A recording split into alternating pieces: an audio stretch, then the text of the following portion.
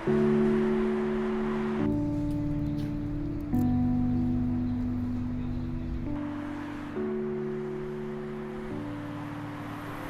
pong anak ko, nasa 2 and a half pa lang po yata siya noon nung iniwan ko po siya. Sabi niya sa akin, "Mama, ba't ka aalis?" Sabi ko, "Anak, iwan ka muna saglit ni Mama kasi kailangan kong mapag-aral siya ng maayos." Ganun po. Ako po si Nelia Zalun. Ako po ay nandito sa Hong Kong. Ako po ay domestic helper po dito at ako po ay 10 years na po dito sa Hong Kong.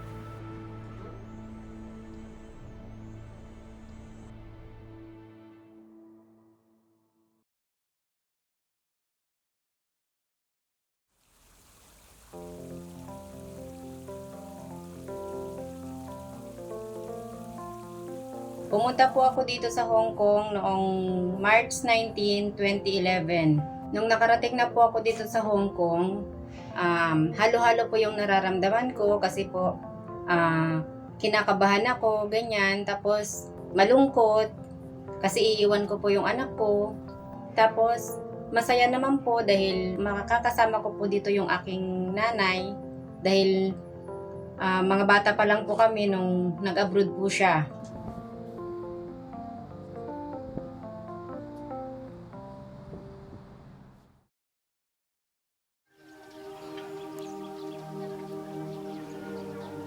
Ako po ay taga Cagayan Valley po.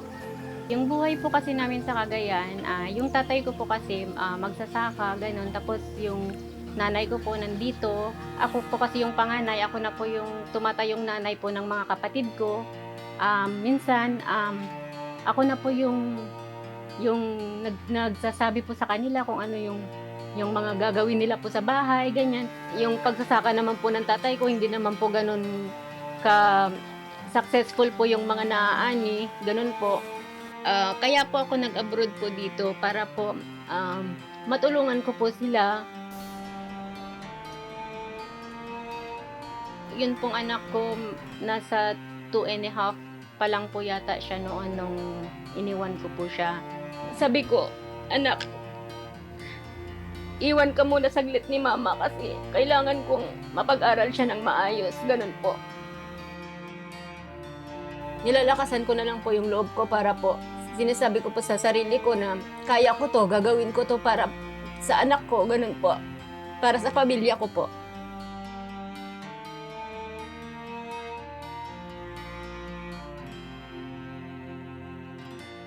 Ang nasa isip ko na po noon para maibsan po yung lungkot na nararamdaman ko ay gusto ko pong mapalapit sa Diyos kaya binigyan ko po ng panahon ang pagre-reliyon. Lumaki po ako sa Katoliko po.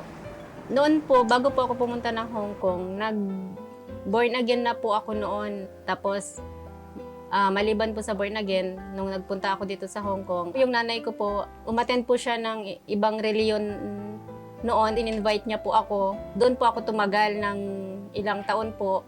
Nung na-realize ko po na may kulang, lumipat na naman po ako ng ibang reliyon. Nung hindi na naman po ako nakontento sa reliyon na yon, nag-stop na po ako. Pero hindi na po ako bumalik sa pagiging Katoliko.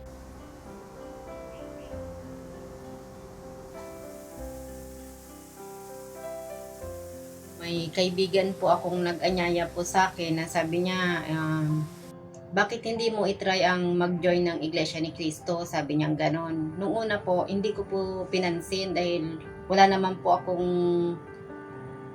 interest po na pumasok po sa iglesia. Tapos po, pinabayaan ko lang po yon. Tapos may isang friend na naman po ako, nagsabi na naman po ng gano'n na inaakay na naman po ako na mag-join po ako ng iglesia. Tapos hindi ko po agad sila na pinaunlakan. Tapos kasi nga po wala po akong interest. Tapos nung naisip ko ano kaya yung meron sa Iglesia ni Cristo, bakit ini-invite nila ako, sabi kong ganon. Tapos nag-search po ako sa Google kung saan po yung kapilya po ng Iglesia ni Cristo dito sa Hong Kong. Doon ko po nakita po na marami pong lokal po ng Iglesia ni Cristo po dito sa Hong Kong. Tapos nung may nakita po akong kapatid, nagtanong po ako sa kanya kung siya po ay Iglesia ni Cristo. Yun po, nagsabi naman po siya na Iglesia ni Cristo daw po siya. Tapos tinanong po niya ako kung gusto ko daw pumasok sa iglesia. Sabi ko, opo. Tapos yun po, sinamahan po niya ako dito sa kapilya po. Pagdating ko po sa kapilya, napansin ko po na napakatahimik po ng loob, na napakaayos. Mararamdaman mo yung solemnity po nung loob ng kapilya. Tsaka yung mga kapatid po, disiplinado, ganyan. Tapos makikita mo talaga yung pag-ibigang magkakapatid po.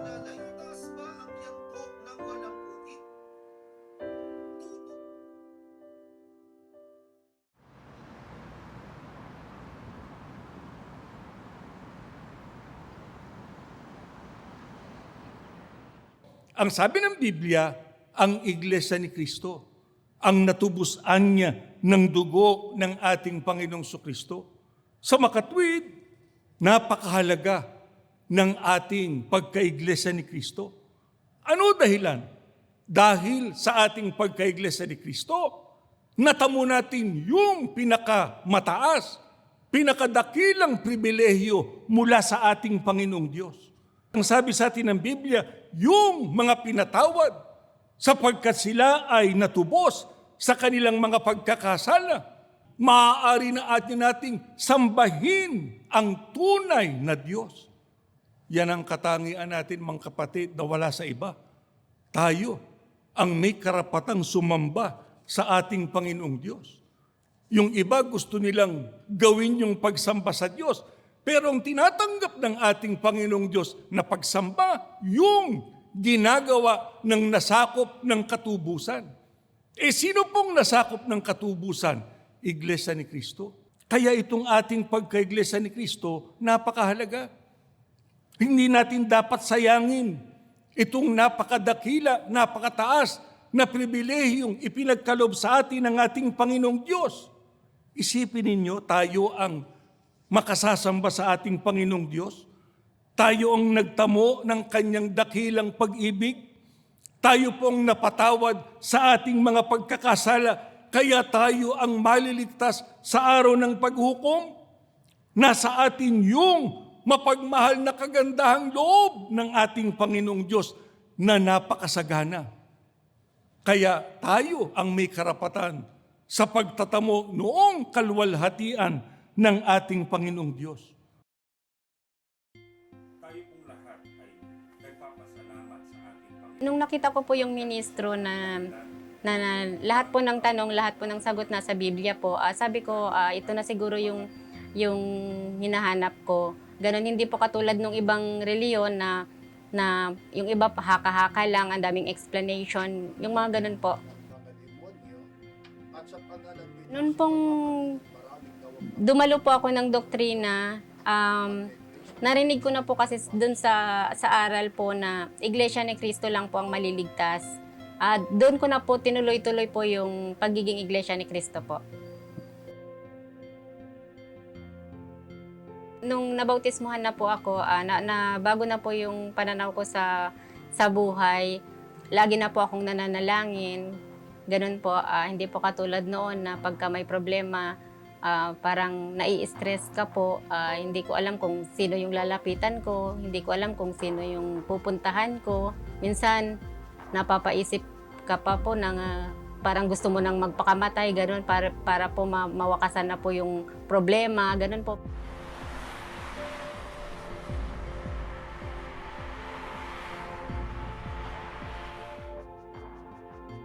Bilang isang kaanib po ng Iglesia ni Cristo, lagi po tayong tinuturuan na lagi po tayong tumawag sa ating Ama anuman po ang pagsubok natin pong nararanasan.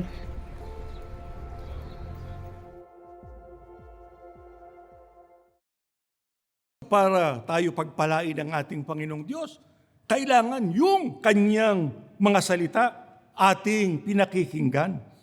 Yan ang kailangan ng tao ngayon eh. Patnubay ng ating Panginoong Diyos. Yung karunungan na nagmumula sa Kanya. Para nang sa ganun, makalampas tayo sa lahat ng uri ng suliranin na ating nasasagupa. Tanong mga kapatid, saan natin tinatanggap yung karunungan ng Diyos na yun? Saan? Sa pagsamba. Pagka tayo sumasamba. Kaya sa atin, napakahalaga ng ganitong pagsamba. Kaya nga tayo hindi tumitigil sa pagpapatayo ng mga gusaling sambahan. Mga kapatid, kung gusto natin na makalampas tayo sa lahat ng problema, magagawa yun. Hindi imposible yun. Kasi kung titignan natin ang kabuuan ng iglesia, nagagawa yun. Iglesia tayo ni Kristo. Dapat mangyari din sa atin yun. Pero kailan mangyayari yan? Pagka sinunod natin yung mga salita ng ating Panginoong Diyos. Kailangan yung pagiging aktibo sa panahong ito. Kailangang masigla ang iglesia ni Kristo sa panahong ito. Kahit na mayroong pandemya. Kasi hindi problema yung pandemya sapagkat tayo, sino nasa atin mga kapatid? Ang Diyos. Tunay ang ating Diyos. Kaya nakikita sa iglesia yung patnubay ng ating Panginoong Diyos. Ang gusto ng Diyos sa kabuuan ng mga kaanib. Makita rin yun. Pero paano po mangyayari yun? Susunod tayo ng walang pasubali. The case with an unknown source of infection involves a 46-year-old female domestic helper. She was Noon po asymptomatic. nagsimula na ang pandemya, nag-aalala na po ako kasi po hindi ko po alam kung paano pa po ako makakasamba, paano ako pupunta sa kapilya, tapos nandyan pa yung hindi ka palalabasin ng amo. Noong nalaman ko po na meron pa pong patuloy pa po ang pagsamba po sa Iglesia ni Cristo, naging masayang-masaya po ako noon dahil po makakasamba ako sa bahay through video streaming. Kaya masayang-masaya po ako at hindi po pala titigil po yung mga pagsamba po na isinasagawa po ng Iglesia ni Cristo po.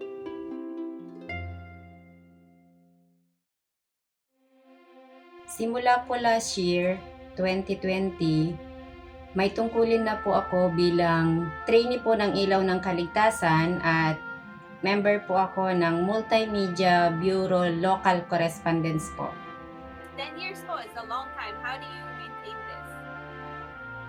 Yung tips ko po para po tumagal po tayo sa ating mga amo, kailangan po natin na Ginusto ko po yung pagkakaroon ng tungkulin kasi po alam ko po na dito po nakakapagbigay lugod po ako sa Ama. Sa katunayan nga po, doon pa po ako nagiging malakas. Pag nauna ko po yung tungkulin ko,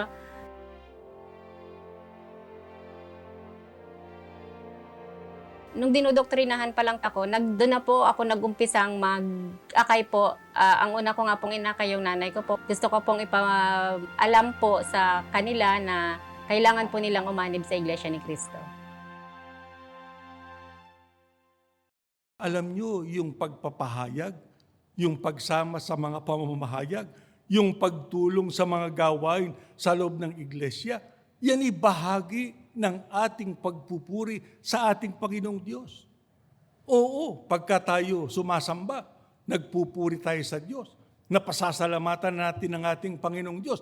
Pagka tayo tumutulong sa gawain, ganun din ang nagagawa ng bawat isa sa atin.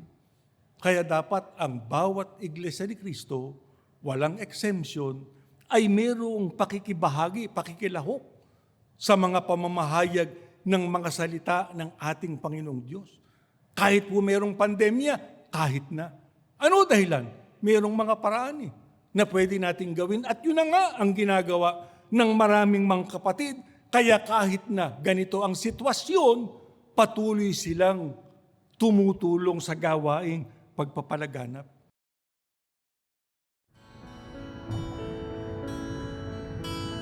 Nung pong pagkatapos ko po nag-attend po ng pagsamba, gagawin ko po ng bahay, tinawagan ko po si nanay. Sabi ko po, Nay, mag-join po kayo ng Iglesia ni Cristo. Nung una po, sabi niya, ayoko, wag na.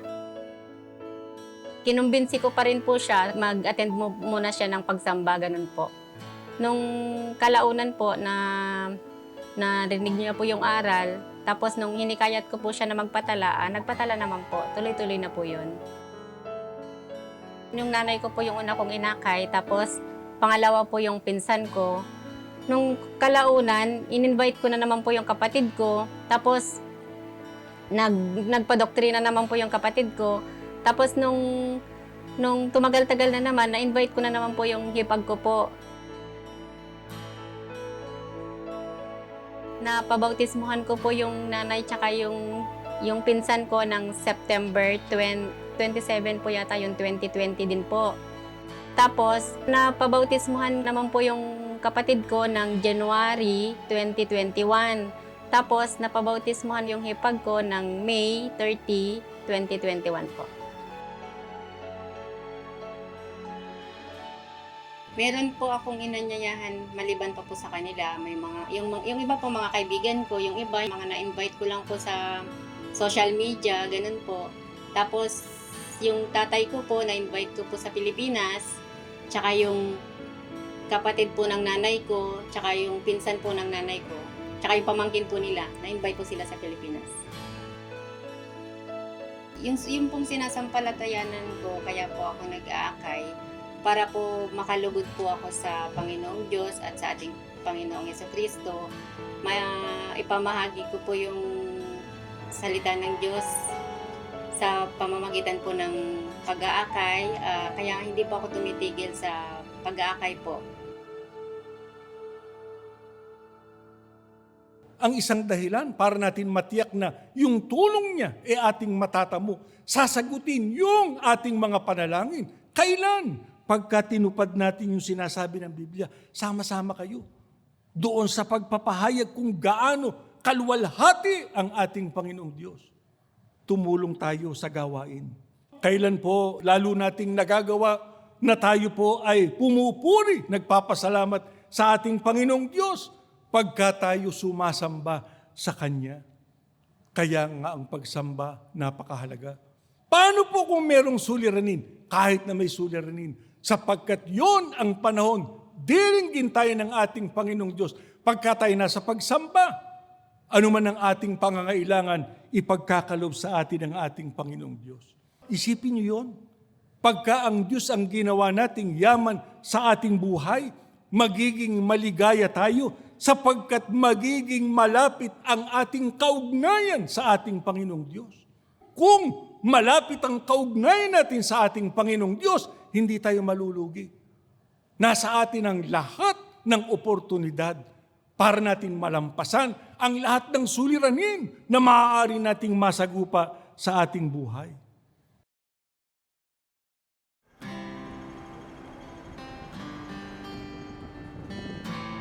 Ang palagi ko pong ipinapanalangin sa Ama, yun pong bigyan pa po ako ng lakas. Gumaling po yung tatay ko, yung nanay ko. May mga sakit na po kasi sila. Para po makasama ko pa po sila sa paglilingkod po sa ating Ama. Tapos magabayan po yung anak ko palagi sa araw-araw. Kasi wala po ako doon sa piling ng aking anak. Ang anak ko po ngayon ay mag-14 years old na po siya.